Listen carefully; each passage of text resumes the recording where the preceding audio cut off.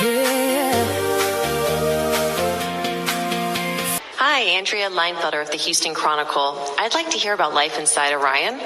Christina, in the fall you said the capsule would feel bigger in microgravity. Does it feel bigger? And at what moments do you find that you're bumping into your crewmates? And what tips will you be given to future crews?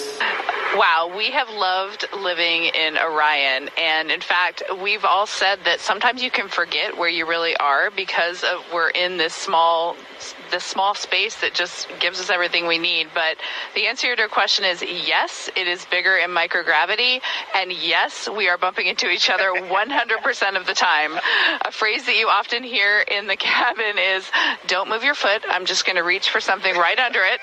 Or, can I get there? And my goal is to get over there. And we're constantly moving around, whether it's to complete a task, to just eat, to look out the window, to take a picture. Everything we do in here is a 4-person activity. Hey, great to hear from you all. You had 40 minutes of a pretty profound solitude. You were, farther from Earth than any humans before you. No means to communicate with Earth. It was really just the four of you, the spacecraft, and the moon. Can you talk us through what that moment felt like? Courtney's running this press conference, and she knows I always speak the truth, sometimes with a little bit of embellishment.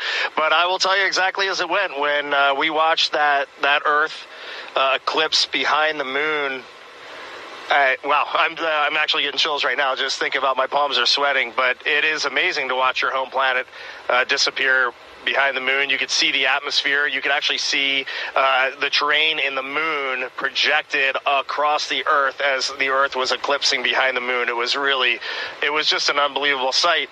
And then it was gone. It was out of sight. And we took a moment here. We had a lot of scientific work to do right there. That was probably the most critical lunar observations for our geology team.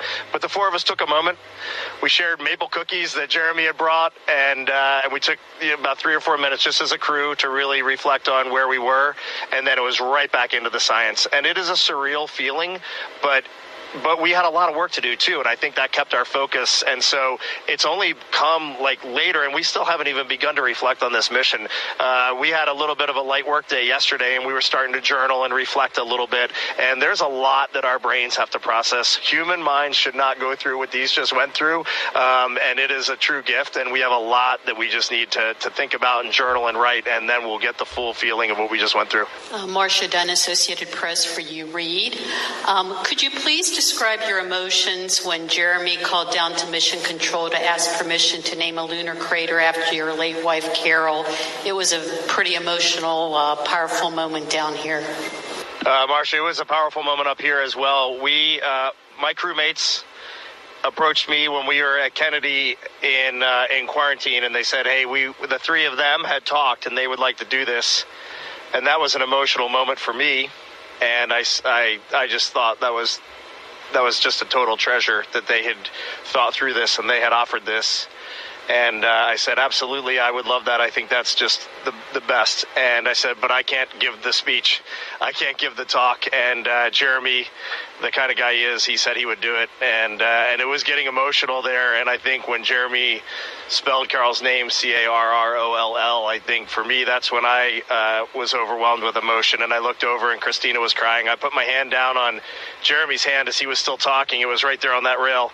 And I could just tell he was trembling. And we all pretty much broke down right there. And just for me personally, that was kind of the pinnacle moment of the mission for me. That was, I think, where the four of us were the most forged, the most bonded, and we came out of that really focused on that day ahead. I think that was a very caging moment for the four of us. Thank you for that question, and it was a great moment. From the heart of Middlesbrough town, where the river meets the sound, there's a signal rising through the night, turning quiet into light. Spotlight sessions start to glow. Live performances steal the show.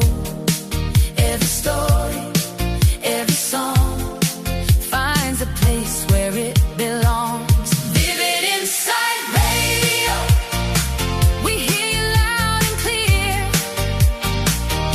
Amplifying voices